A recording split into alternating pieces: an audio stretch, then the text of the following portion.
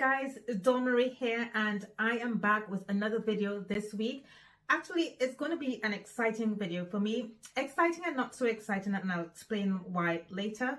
If you are new to my channel, then welcome. On my channel, I am documenting my journey of starting a digital product business from scratch. So if that's something that you are interested in as well, the angle that I want to take it from is to do a behind the scenes of everything that I am doing to start and build up this digital product business, so you can see my highs and lows. You can see exactly what I'm going through, the things that I am doing to build a business from scratch, an online business from scratch. Now, my goal here is to build a sustainable business, because I want this to be something that can help me generate income for the long term. So I'm not in it for short-term results or quick results. Of course, that's what everybody would like, but the purpose here is to show you how long it takes, the effort that you have to go into building a digital product or even a product business yourself, because on the internet so many people make it look easy. So I really want to show you exactly what it takes, and if you are interested in that, then I would love if you subscribe to my channel. If you are joining me again, you are already subscribed, then welcome back. In this video, I'm going to talk about my first sale for my digital product. As you know, I think from my last video, I would have mentioned that I have started promoting and sharing and getting people to know about my product. So I wanted to share a little bit more about how I got my first sale and the things that I did. And before I continue, if you are new to this digital product online business thing, maybe it's something that you have always wanted to do, but you don't know where to start, then if you look in the description box below, you will find a business plan. It's an online business plan that I have used in my own business as well, that I think will be really useful. It's kind of like a checklist of all the things that you need to focus on as you get started with your own online business as well. So it's something that I have used as well, just to tick things off to make sure that I haven't forgotten anything, and also gives you an explanation of the things that you may not be aware of, but now you know, because you have that guide that tells you what you need to do. So look in the description box for that link, and I hope that is helpful to you. So let's talk about my first sale and how long it took me to get it. Now, I want to cover this, which I feel is a very important topic, because you might see so many videos or content on the internet that talks about how you can make maybe a certain amount of money in a short space of time. For example, how you can make 10,000 within 30 days, or how you can make 100,000 within 90 days. These are just some of the things that I would get caught up with when I started working online, started learning how to sell products online. And these are some of the hypey type of content that I would read and get caught up with and think that I could do that as well. But I want to share how long it actually took me to make my first sale and why I think it took that length of time. Now, I am not using the normal channels that I would use would be Pinterest, because I've always said that I wanted to use Pinterest because I started my whole online business many years ago on Pinterest. So I know how Pinterest works. But in a previous video, I shared that I had a setback with Pinterest, and it probably wouldn't be my go-to source of traffic. I may rethink that, but I decided to use Twitter and Twitter ads.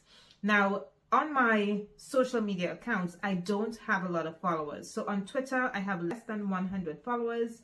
On Pinterest, over the years, I've been able to get over 6,000 followers.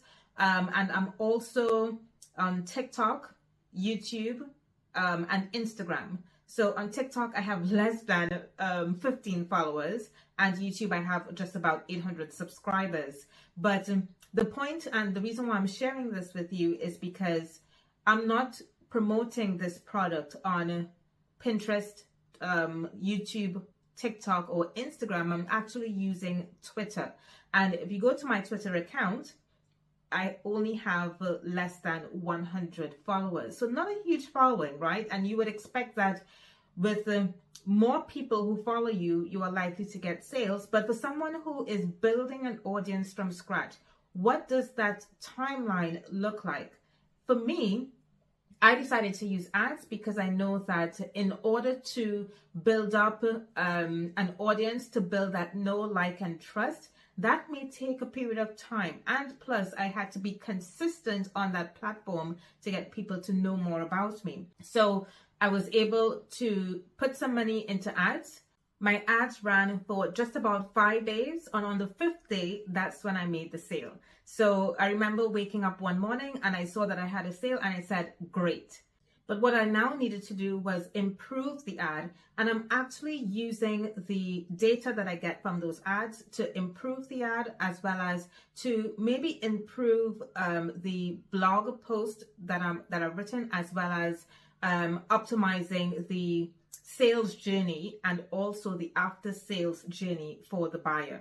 Now, about the product that I sold, it's one of those templates that I didn't spend a lot of time creating it. I probably spent about a day or so creating that product. And in a previous video, I also spoke about why I wouldn't spend so much time building out a product, because you never really know whether it is going to get sales. The purpose of this campaign and the purpose of the start of this campaign is really to test things out and see what's working, to test and see what the market wants. So because I got this first sale, I knew that it had the potential to sell, and there was the possibility that people did actually want this product. So all I'm doing really is creating what is known as a minimum viable product. And then once I have built up enough sales where I know that it is selling, it will be my goal to build out something bigger. So by using these ads now, my goal is not really to make it a profit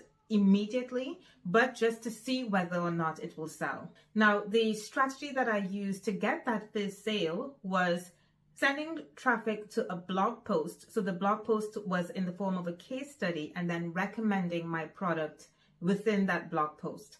I wanted a way to provide value. I also wanted to demonstrate that I wanted to be helpful. So I thought that is one way to build up my know, like, and trust, as well as to demonstrate myself as an expert, that I know what I'm talking about, and therefore the product that I'm recommending would be useful to the reader.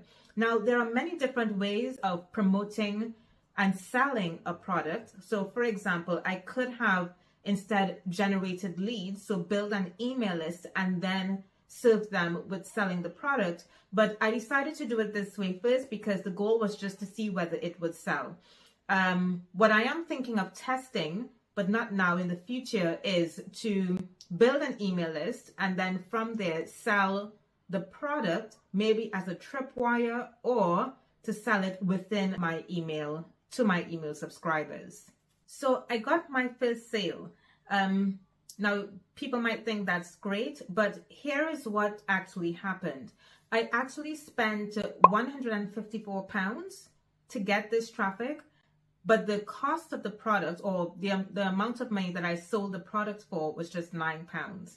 Right? Now, some people might say, why would you spend £154 to make £9?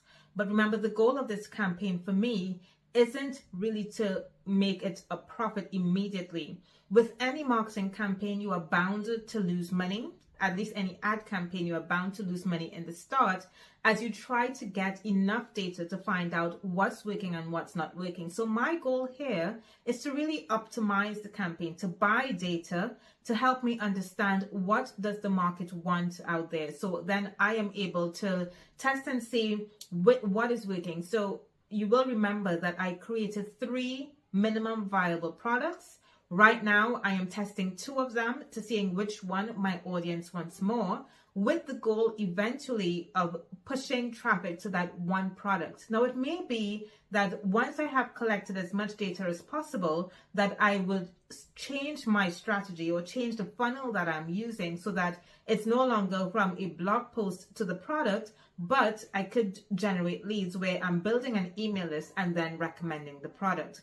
But for me to make that decision, I need as much data as possible, and I am willing to spend that money. So just as I would have put money out to hire a social media manager to do this work for me, using that money for ads makes sense, so that I can get that data quickly and then decide what I am going to do in the future. So it's all part of a bigger picture, all part of a bigger plan. And if you are getting started with an online business and you want to make it sustainable, these are some of the things that you have to be prepared for. I remember being part of working with a client, and they were prepared to spend hundreds of thousands of pounds to generate leads so that they can build a buyer's email list and then upsell them to a higher price point product so that they could make a profit that way. And that's typical. When you go into these bigger businesses, you will see how much money they are willing to spend on marketing, for example. But for them, it's an investment into that marketing so that perhaps in the second year or third year, they are more profitable. And that's exactly the type of structure that I have decided to take with my business, to invest money into marketing, to buy that data so that in a few months' time, or even in my second year, I can then become profitable. Because over the first year, all I am trying to do is build an audience, to make people know about me, to build up my know, like, and trust, to demonstrate that I am an expert and I know what I'm speaking about, so that in years 2 and 3, I wouldn't have to worry about building up that audience because I would have already done it.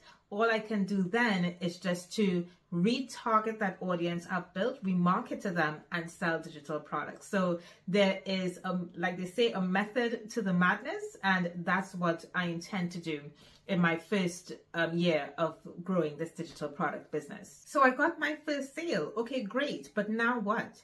Having my first sale doesn't really mean anything significant, because it could be a fluke. It could be a one-off.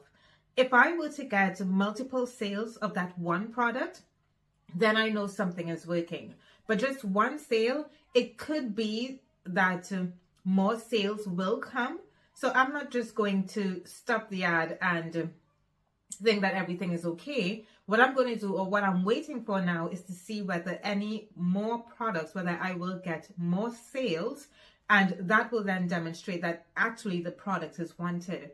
And if I can prove that, then that's going to be part of a wider plan to scale that product, to see how I can optimize my ads so that I get it as cheap as possible to actually make the sale, as well as those people who purchased the product, they would be my beta testers.